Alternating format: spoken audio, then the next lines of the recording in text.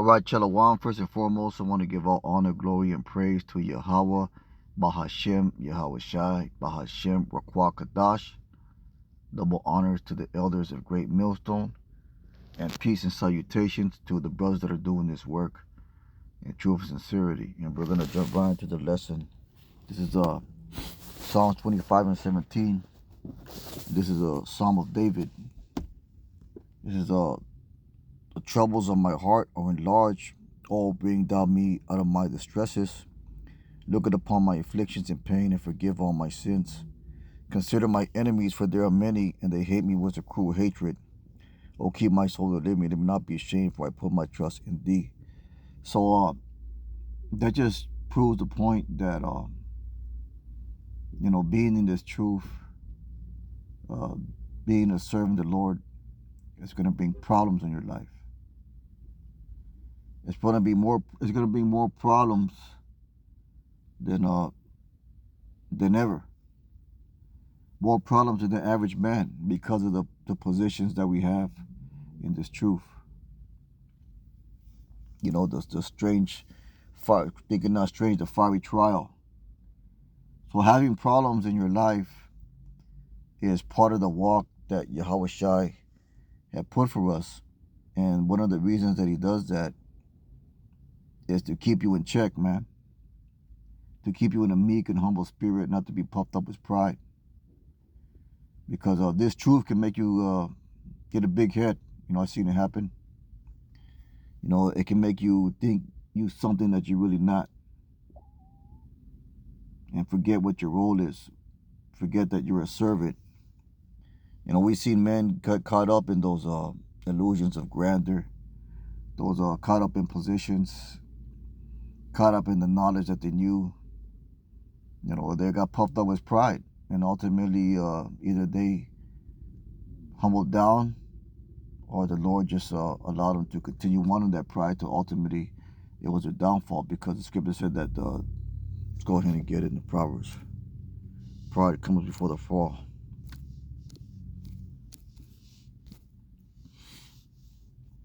It's in the book of Proverbs.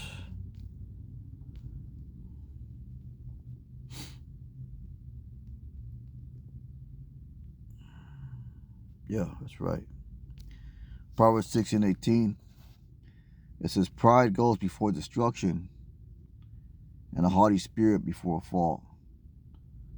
So pride and haughtiness are self-destructive traits. Let's go ahead and get that word pride. It says exaltation, majesty, pride, exaltation, excellence, pride, arrogance. An arrogance, man. You're putting yourself up, because you look at all the other words that are synonymous with pride. There's excellency, majesty, pomp, arrogancy, swelling, proud. So pride is basically a lifting up of yourself. Now, it's different kinds of pride. You know, to be proud of an accomplishment, or proud of enduring a trial. But the scriptures that the pride the scriptures are talking about in here in this verse is a lifting up of yourself, the exaltation of yourself, thinking that you're above the problems and the difficulties that come with being a man of the Lord. It says, verse 19, it says, better it is to be of a humble spirit with the lowly than to divide the spoil with the proud. You know, so hey, we don't look to fit in here in this life, man. We look to serve the Lord in meekness and humility. And there's a lot of things that people be proud about. They get proud of their jobs. They're proud of their bank accounts, their cars, their clothes, their houses, jewelry, whatever, their appearance. You know, all these things can swell you up with pride, man. They can make you feel a certain way about yourself. You know, you be good at something, you feel, you know, it can swell you up. There's nothing wrong with having a skill. There's nothing wrong with, you know, having a clean, neat appearance. You know, but you just got to make sure those things don't swell you up with pride, because women do that shit. Women, you know, it's all over Instagram. These bitches on Instagram.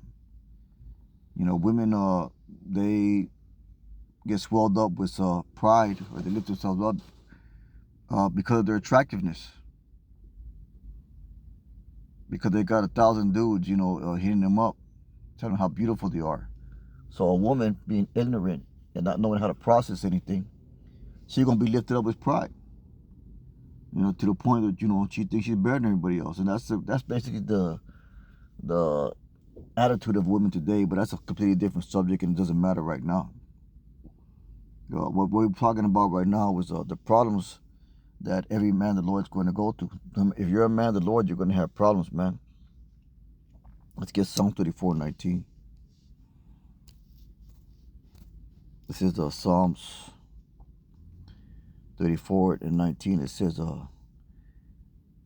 I'll start at verse 17. Psalms 34:17. It says, the righteous cry, and the Lord hears, and delivered them out of the troubles. So, going back to Psalms 25th chapter, that was David crying out to the Lord to be delivered out of his problems and afflictions, because he had a lot of them, man. Read about his life. He had a lot of problems, personal problems, problems with other people, problems that he brought upon himself. He had a lot of problems, man. And according to whatever problems he had, the Lord showed mercy to him. Now, the problem that you bring upon yourself, hey, you're going to get it. You're going to get it for that, man. There's problems that you bring upon yourself, and there's problems that just come with the nature of the calling that we're in. But I'm going to run that back. The righteous cry, the Lord heareth, delivereth them out of all their troubles.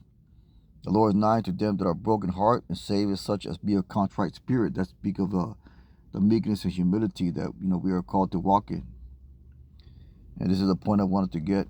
Many are the afflictions of the righteous, but the Lord delivers him out of them all. Because you're going to have afflictions. The scripture says the righteous are going to have afflictions. The scriptures say that those that live godly shall suffer persecution, roughly paraphrasing. So this truth is going to become its problems, man. That's all the prophets and the men of the Lord. They had lives of difficulty, or the life of the path of the straight gate. Let's get 2 Corinthians, the 4th chapter. This is 2 Corinthians 4. We'll start at verse 8. It says, we are troubled on every side. Well, I'll start at verse 7. It says, but we have treasure in earthen vessels. But we have this earthen vessels, that the excellency of the power may be of Yahweh and not of us. Let's get in the NLT. And then we go to the NLT because sometimes it offers a clarification. It says, we know we have this light shining in our hearts, but we ourselves are like fragile clay jars containing this great treasure. This makes it clear that our great power is from Yahweh, not from ourselves. So there's no reason to be thinking of yourself like you something. And all that's going to do is bring more problems to you, man. Let's go back to the KJV. Unnecessary problems. There's problems that you can avoid. So we are troubled on every side, yet not distressed. We are perplexed, but not in despair. Persecuted, but not forsaken. Cast down, but not destroyed. So that's a life of problems, man. So expect problems when it comes to being in this truth, man. Let's get but also you got to remember the fact not to bring problems upon yourself. Let's get 1 Peter 4:5. Come on, scripture, we'll close it out. 1 Peter 4:5, and it says 15. We'll start at verse 12. And the title of the subtitle of the section of scripture is called Suffering as a Christian, or as a Servant of the Lord. It says 1 Peter 4:12, beloved, think not strange concerning the fiery trial, the problems that come your way, which is try you as though some strange thing happened to you. Because hell is going to increase when you walk in the truth.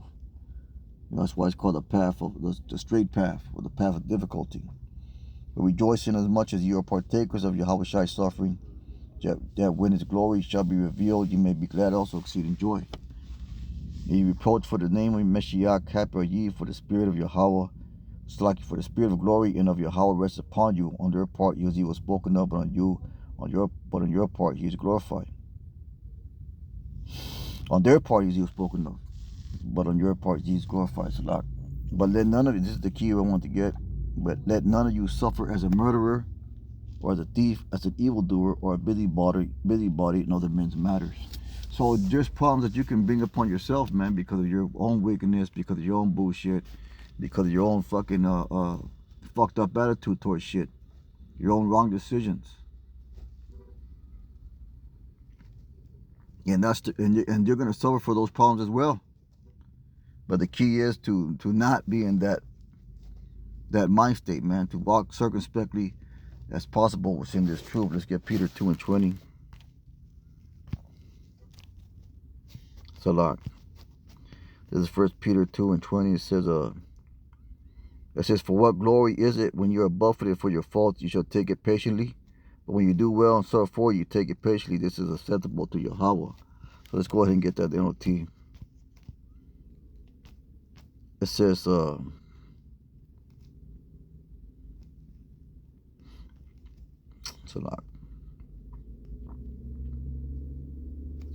1 Peter 2:20. It says, of course you get no credit for being patient if you are beaten for doing wrong. You know, bringing it upon yourself because of your bullshit. But if you suffer doing good, endure patiently, Yahweh will plead with you. For Yahweh called you to do good, even if it means suffering, just as Messiah suffered for you. Here is your example, and you must follow in his steps. So that's what it is, man. Expect problems, but don't bring problems upon yourself. And with that being said, it's a real quick lesson. Most High willing to hope is edifying. With that, I'm going to give all honor, glory, and praise to Yahweh Ba'Shem Yahushai. I'll call halal Yahweh Ba'Shem Yahushai. Brothers, keep on pushing. Shalom.